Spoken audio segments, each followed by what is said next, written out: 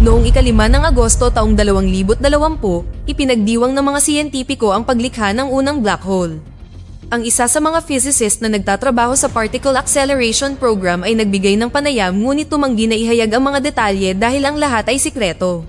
Ang kanyang kasamahan ay nagpaliwanag, bagamat naniniwala siya na hindi makatwiran ang pag-akyat ng enerhiya, isang paggalaw sa geological data na walang makapagpaliwanag. Inakala ng lahat na ito ay pagpalya, mga problema sa software, ngunit walang nakakaunawa sa kung ano ang nangyari. Nang maglaon, ang cosmic disruption ay nagdulot ng pagkawala ng kuryente sa buong mundo. Hindi kinaya ng mga grid ang ganoong dami ng enerhiya. Dahil walang mapuntahan, nagkalat ang enerhiya, nag-iwan ng natirang radiation na walang makakontrol.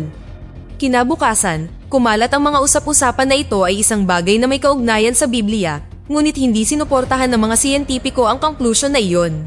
Isang lalaking nagngangalang Adam ang nakikinig sa balita tungkol sa ibinalitang paglikas habang nagluluto ng almusal para sa kanyang pamilya at pinayuhan ng kanyang anak na si Kate na kumain.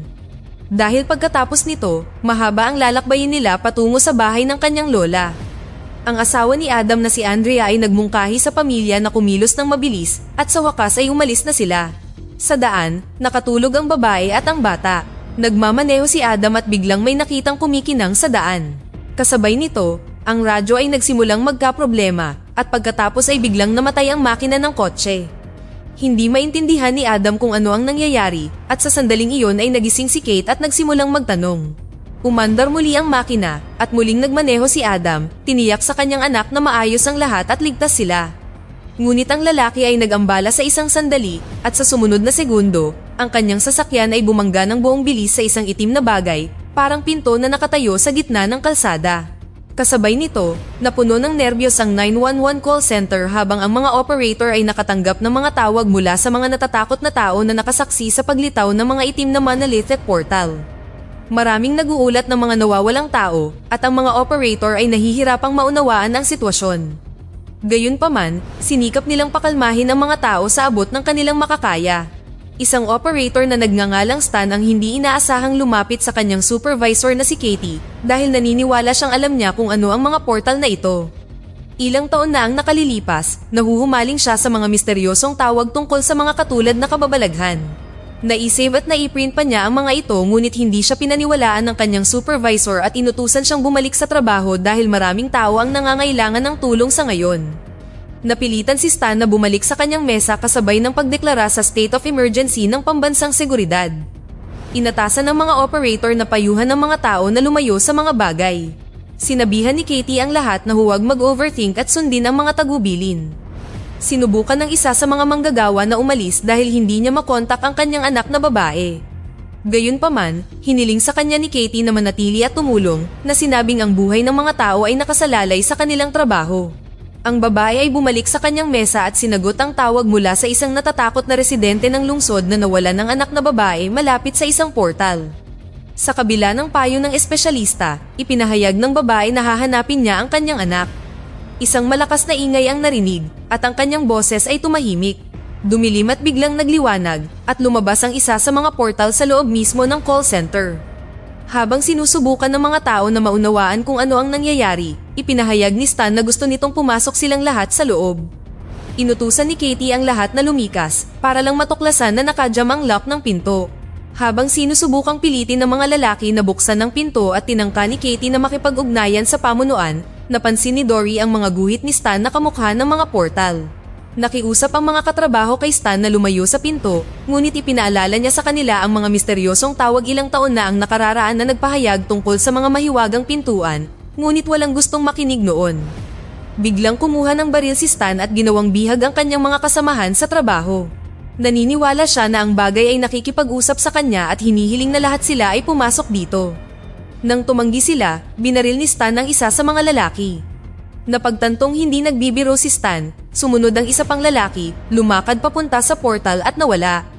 Inutusan ni Stan ang iba na sumunod at sinabi kay Dory na naroon na ang kanyang anak sa kabilang panig at naghihintay sa kanya. Lihim na iniabot ni Katie kay Dory ang isang gunting at nang lumapit siya sa monolith, sinubukan niyang desarmahan si Stan, ngunit nasugatan lang niya ito at binaril siya bilang kapalit. Ito ay tila ikinagalit ng monolith at tumangging papasukin si Stan. Nagagalit dahil hindi siya binigyan ng pagkakataong maranasan din ng portal, Pinaputok ni Stan ang kanyang baril sa portal, ngunit agad siyang pinatay ng tumalbog na bala. Isang mensahe ang lumitaw sa mga monitor na nagsasabi na ang mga pulis ay nasa gusali na at kailangan na lamang nilang maghintay ng ilang minuto. Gayunpaman, si Katie na nabigla ay lumapit sa portal at tila siya ay nahulog din sa ilalim ng gayuman nito. Nang magawang sirain ng call center team ang pinto makalipas ang ilang minuto, wala silang nakitang tao sa loob at wala na ang portal. Samantala, nagkamalay si Adam sa isang ospital pagkatapos ng pagbangga ng sasakyan. May benda ang isa niyang mata at wala siyang maalala. Sinabi sa kanya ng nurse na si Leslie na maayos ang kanyang pamilya at malapit nang dumating si Andrea. Naalala ng lalaki ang itim na portal sa gitna ng kalsada at hindi sinasadyang nabanggit ni Leslie na siya ay mapalad at buhay pa siya. Sa ngayon, siya lang ang nakaligtas sa ganoong engkwentro. Dahil dito ay nag-alala si Adam, ngunit pagkatapos ay dumating si Dr. Mark Onan at ipinaalam sa kanya na ang kanyang kanang mata ay kailangang alisin sa pamamagitan ng operasyon dahil sa pinsala mula sa aksidente. Kasabay nito, nagsimulang maghinala si Adam na may mali. Patuloy siyang pinipigilan na makipag-ugnayan sa kanyang asawa at anak na babae. Binati siya ni Mark Onan dahil hindi nasira ang kanyang paningin at ipinakita ang kanyang artipisyal na mata, ipinaliwanag na nawala ang tunay niyang mata dahil sa sakit, kaya naiintindihan niya ang takot na nararamdaman ni Adam. Sinabi rin niyang ang utak ay maaaring umangkop sa anumang bagay kung handa kang magbayad ng presyo. Maya-maya, sinimulan ni Mark Onan ang operasyon, ngunit biglang nagprotesta si Adam at ang doktor ay nagsagawa ng operasyon sa pamamagitan ng puwersa. Ang kwento ay bumalik sa araw bago ang power surge. Sa Jakarta, ang dalawang magkapatid na babae, sina Sarah at Jill, ay nagkita sa isang underground parking garage. Sinubukan ni Jill na kumbinsihin si Sarah na magbakasyon sandali, ngunit sinabi ni Sarah na hindi niya maaaring gawin iyon. Namuo ang tensyon sa pagitan nila nang aminin ni Jill na buntis siya, ngunit ayaw ni Sarah na maging tiyahin at nauwi sa mainit na pagtatalo ang pag-uusap, habang lumilitaw na si Jill ay nawalan ng anak at pamilya. Biglang nagkaroon ng malakas na ingay at nawalan ng kuryente na nagdulot ng ganap na kadiliman. Nang kumislap ang emergency light, nadiskubre ng magkapatid na nakaharap sila sa isa sa mga portal at humuni ang nakakabinging ingay na nagdulot ng matinding sakit kay Jill. Tumakbo si Sarah sa garahe sa pagsisikap na pigilan ng kanyang kapatid, ngunit si Jill ay nasa ilalim ng impluwensya ng portal, hindi namamalayang naglalakad siya patungo dito. Habang sinusubukan ni Sarah na pigilan siya, naging malinaw na hindi sila nag-iisa, napakaraming tao na tila mga zombie ang naglalakad din patungo sa portal. Hinawakan ni Jill ang portal at ipinaliwanag na tinatawag sila nito at lahat ay naroon. Lumakad ng pasulong si Sarah at ang mga pangitain ay lumitaw sa kanyang mga mata, nakita ang kanyang sarili na may hawak na bata, samantala ang iba ay nagsisimulang lumakad sa portal. Sinubukan ng isang babae na itulak ang stroller ng sanggol ngunit namatay sa impact nang dumikit siya sa monolith. Si Jill ay nagsimula ring sumunod sa tahimik na pagtawag. Ibinalik ni Sarah si Jill sa realidad ngunit hindi sila pinakawalan ng portal ng ganoon lang at nagpadala ng isang taong tulad ng zombie para habulin sila. Nilabanan siya ni Sarah at kinaladkad si Jill pabalik sa kotse. Nagawa niyang ibalik sa katinoan ang kanyang kapatid ngunit sinabi sa kanya ni Jill na gusto ng pintuan si Sarah. Hiniling ni Sarah kay Jill na maghintay habang tumakbo siya sa kotse at sinisikap na paandarin ito ngunit pagkatapos ay biglang nagsimulang kumalampag sa pinto ang tila zombie na babae. Walang pag-aatubili, binasag nito ang salamin at sinikap na ilahin si Sarah. Tinapos ni Sarah ang kaaway at nagmaneho pabalik para sa kanyang kapatid.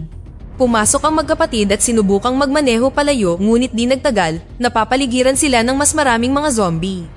Sinubukang umikot sa paligid nila, sa huli ay napunta sila sa harap ng portal na lumilitaw na siyang tunay na hangarin ni Jill. Pareho silang sinipsip ng portal at natagpuan ni Sarah ang kanyang sarili sa isang nakakapangilabot na walang laman na garahe. Tinawag niya ang kapatid na babae at sinikap na tumakbo ngunit biglang nakatagpo si Jill na sinapian ng kung anong makamundong nilalang at may hawak na bata sa kanyang mga bisig. Hindi man lang sinagot ang alinman sa kanyang mga katanungan, ibinigay ni Jill ang bata kay Sarah at nawala, iniwan kay Sarah ang bata na matagal na niyang ninanais. Bumalik ang kwento sa klinik kung saan naka-recover na si Adam mula sa operasyon. Tiniyak niya kay Leslie na mabuti ang pakiramdam niya, bagaman hindi pa rin siya sanay na bulag ang isang mata.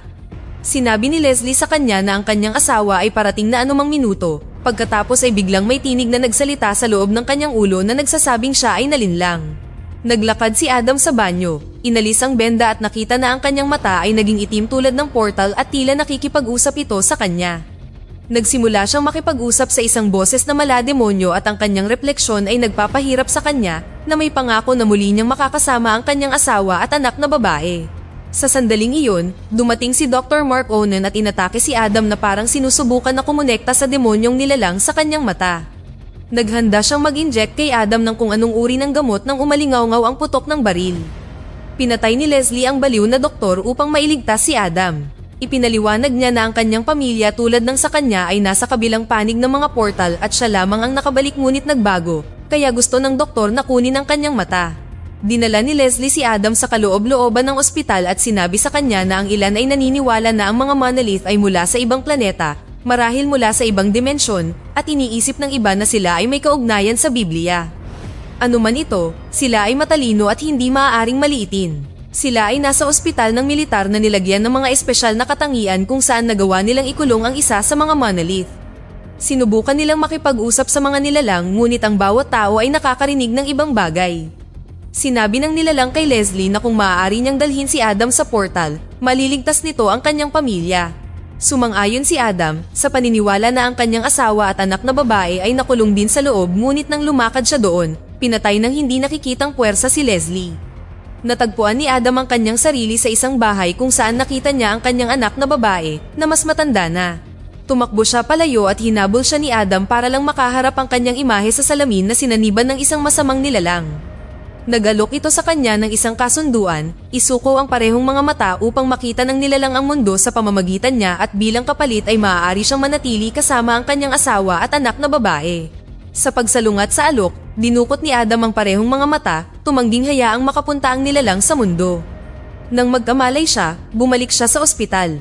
Dumating ang kanyang asawa at anak na babae at hinalikan siya.